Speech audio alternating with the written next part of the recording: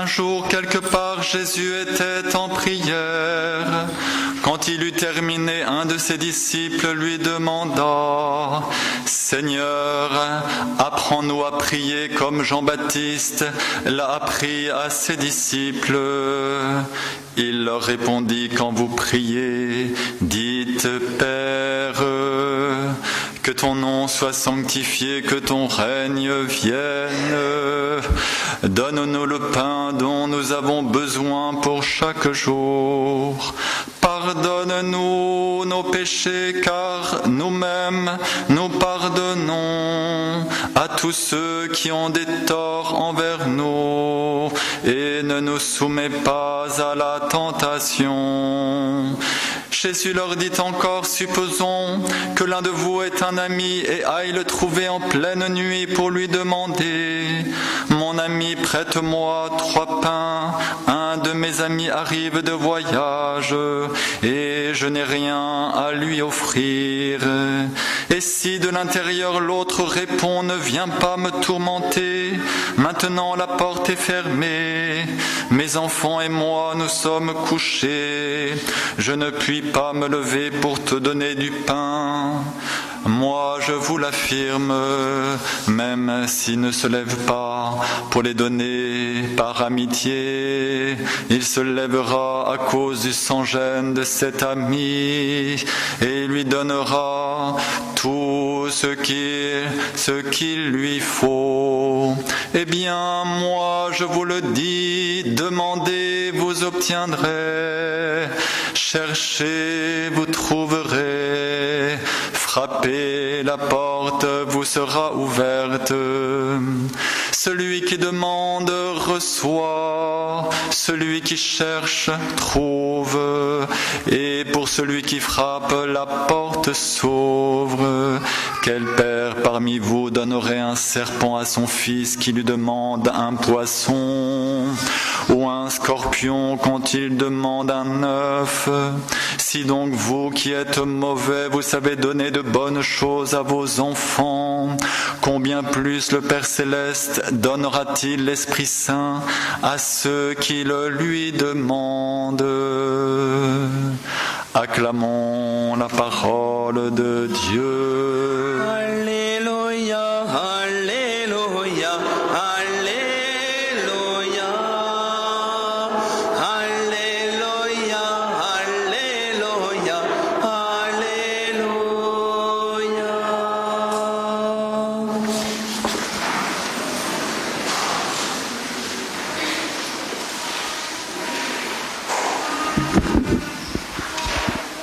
Alors, je vois qu'il y a beaucoup d'enfants. Je vais les inviter à venir devant là. Est-ce qu'il y a des enfants ici?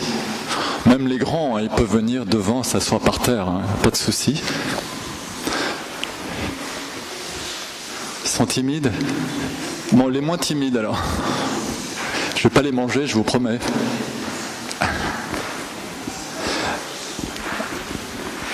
Alors, on est encore là, hein.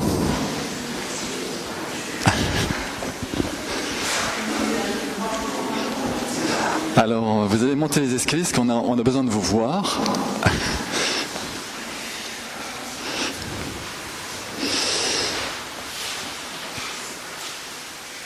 Voilà.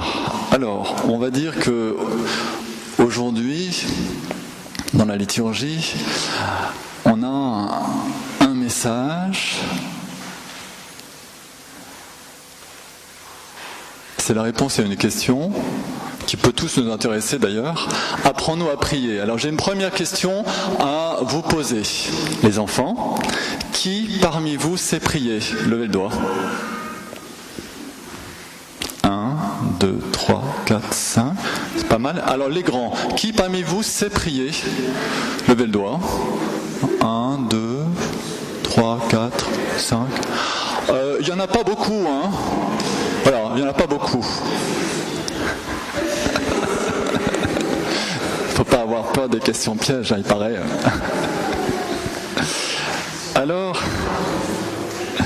ok, on va dire quand même qu'il y en a une minorité parmi nous qui savons prier. Moi, je vous avoue que je ne sais pas vraiment prier. Je vous déçois, hein. C'est terrible. Alors, les disciples qui ont suivi Jésus, ils étaient avec eux déjà depuis un certain temps. Puis ils lui demandent la question basique, quoi, la honte. La honte. Apprends-nous à prier. Bon, alors, c'est quoi la réponse de Jésus ? Vous vous rappelez du premier mot, quand vous priez, dites, qu'est-ce qu'on a à dire quand on prie ? Quand on commence, là, c'est quoi la réponse de Jésus ? Vous vous rappelez ?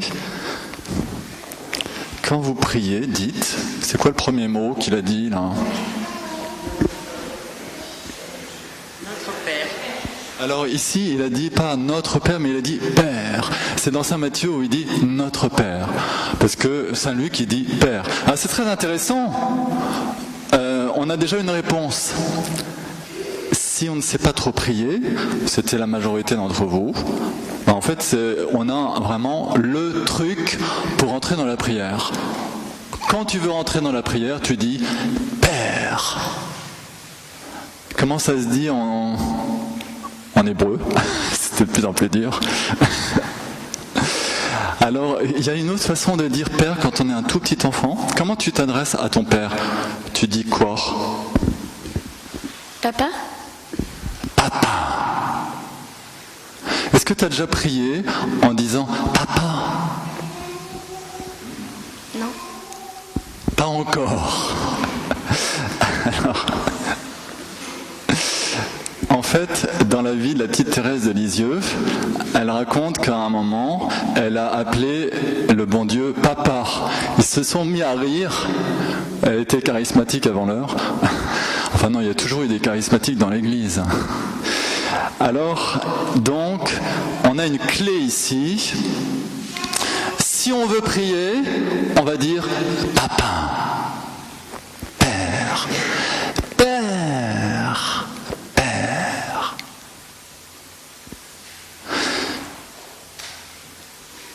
Est-ce que vous aimez votre Père ?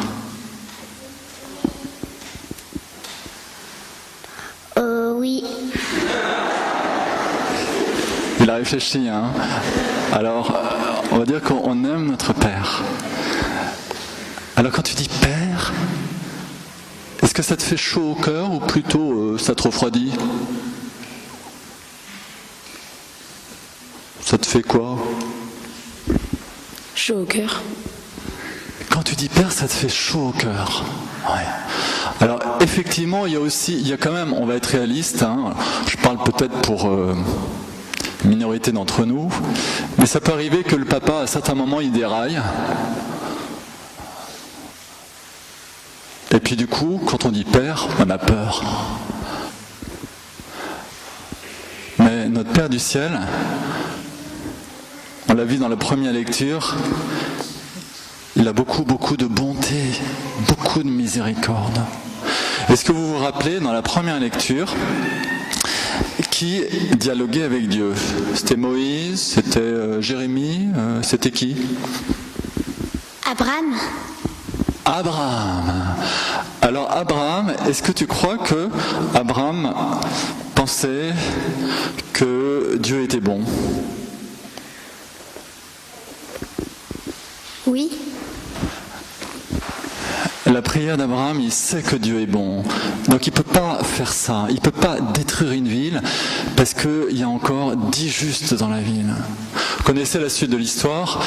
Les justes en question, c'est Lot et sa famille. Et puis ils vont partir. Et la suite de l'histoire est un peu dure quand même. Vous connaissez l'histoire de Sodome ?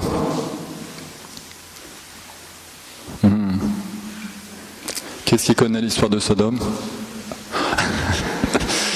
Alors Sodome, si vous voulez, c'est vraiment le symbole de finalement du péché, d'une humanité livrée à son péché. Alors, j'ai une question à vous poser. Si tu n'es pas dans la lumière, tu es où ? C'est pas très dur comme question, hein ? Voilà. Alors l'humanité qui est pas avec Dieu, elle est où ? les ténèbres? Oui. C'est logique, non? Dieu est lumière. Si t'es pas avec Dieu, t'es dans les ténèbres. Et dans les ténèbres, qu'est-ce qui se passe? Dans le noir, dans la cave. Est-ce que les plantes poussent? Non. Éventuellement, il y a une plante qui peut pousser. C'est quoi? Des champignons.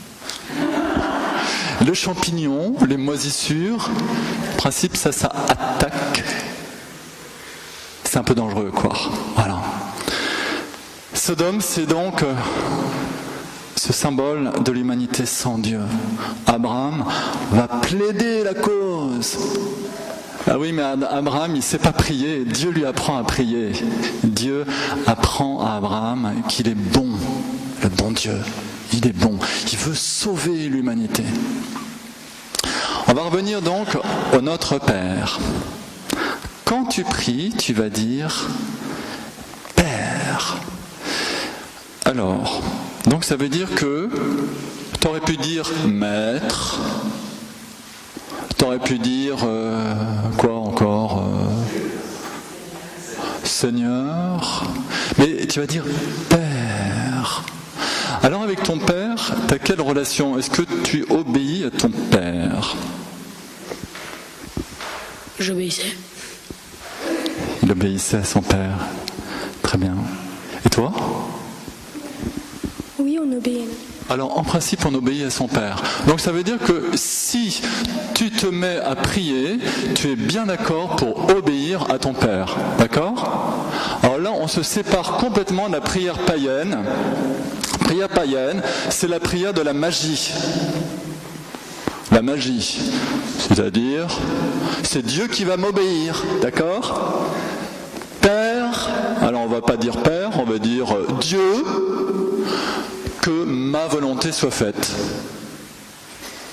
Vous savez, il y a des gens qui font passer le feu comme ça. Feu de Dieu, perds ta chaleur, comme Judas a perdu sa couleur au jardin des Oliviers. Ils vous disent, si je dis le secret, je n'aurai plus le don. Ça, c'est pas de Dieu. La magie, quoi que vous disiez en magie, les formules qui marchent, j'en ai un certain nombre parce que je suis exorciste, comme vous le savez. Ça, c'est des prières païennes où on dit à Dieu que ma volonté soit faite. Ça marche, vous avez compris? Si tu dis Père, ça veut dire que tu veux obéir à ton Père. Alors, Dieu nous a donné des commandements. Est-ce que vous vous rappelez du premier commandement?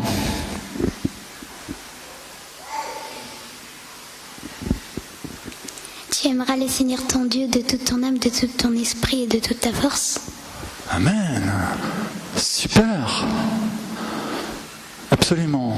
Donc ça veut dire que si tu appelles Dieu Père, tu es tout à fait d'accord pour que ça soit ta ligne de vie. Voilà. Le deuxième commandement, vous vous rappelez? De plus en plus dur. Les grands.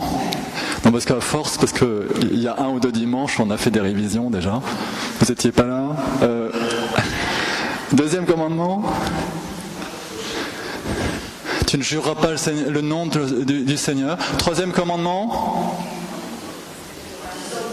Le jour du Seigneur, tu sanctifieras le jour du Seigneur. Donc tu vas à la messe, mais pas seulement aller à la messe, c'est toute la journée qui est sacrée, d'accord? Quatrième commandement. Des révisions de catéchisme là. Hein. Quatrième commandement, vous regarderez dans le catéchisme de l'Église catholique, c'est super. Tu honoreras ton père et ta mère. Cinquième commandement. Pardon? Non, quatrième. Cinquième, c'est tu ne tueras pas. Sixième, pas d'impureté. Septième. Bon voilà. Alors vous reverrez tout ça, c'est très important. Parce que si tu dis Père, c'est que tu es tout à fait d'accord maintenant pour conformer ta vie au commandement de Dieu. On n'est pas dans la magie. Hein. Seigneur, que ma volonté soit faite, sinon je retourne les icônes parce qu'il ne m'a pas exaucé. Hein. J'espère que vous n'avez jamais fait ça. Hein. Bon. Alors, On connaît une histoire assez marrante comme ça. C'est quelqu'un qui disait, qui demandait au Seigneur un mari. Puis elle demandait à Saint Joseph. Puis un jour, comme le mari ne venait pas, elle en a eu marre, elle a balancé son icône de Saint Joseph par la fenêtre. Et puis, vous croirez, si vous voulez, tant pis si vous ne me croyez pas, enfin l'icône, elle est tombée sur un gentil monsieur qui a frappé à la porte et ils se marièrent et ils ont beaucoup d'enfants. Comme quoi, si vous voulez, dès que vous commencez à prier, ayez de l'audace, de l'audace. Alors je vous dis pas de jeter les icônes par la fenêtre, mais vous êtes des fils, et les fils, ils parlent à leur père parfois en disant « Papa, remue-toi ». Parce qu'ils savent très bien que leur père attend ça. C'est-à-dire, ça s'appelle en français courant, la confiance. Jésus nous dit, vous êtes mauvais, d'accord, vous êtes mauvais, alors là on sait ce qu'il pense de nous. Vous qui êtes mauvais, vous savez donner de bonnes choses à vos enfants. Mais combien le Père, lui qui est bon, donnera-t-il l'Esprit Saint à ceux qui le demandent? Voilà. Alors, premier mot de la prière, Père, c'est tout ça. Quand tu te mets à prier, ça veut dire que tu es d'accord pour faire la volonté de Dieu. Ça marche? Que ton nom soit sanctifié, que ton règne vienne, que ta volonté soit faite sur la terre comme au ciel. Est-ce que vous demandez à Dieu d'être le plus fort, le plus intelligent, le plus riche? Non. Qu'est-ce qui est le plus important finalement? Est-ce que vous avez une idée du plus important que vous allez demander à Dieu? Ah, oui. C'est Dieu. Oui. On va demander Dieu. Oui. Vous êtes d'accord avec ça? Moyen. Alors, en fait, dans l'évangile, c'est vrai que le plus important, ça va être demander quoi? Les demandes du Notre Père, c'est quoi? Vous vous rappelez les demandes du Notre Père? Alors, que ton nom soit sanctifié, que ton règne vienne. Ça veut dire quoi? On veut d'abord louer le Seigneur parce qu'on lui montre qu'on l'aime, quoi.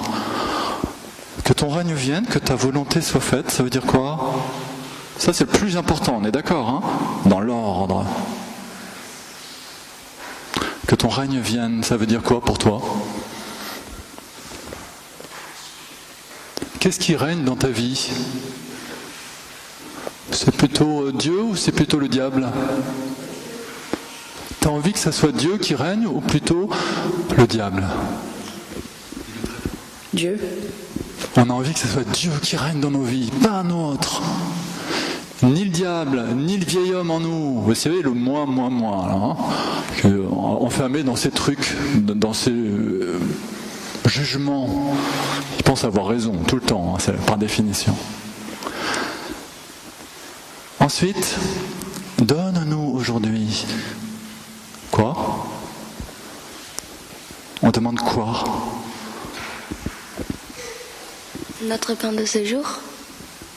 On va demander le pain. C'est quoi le pain?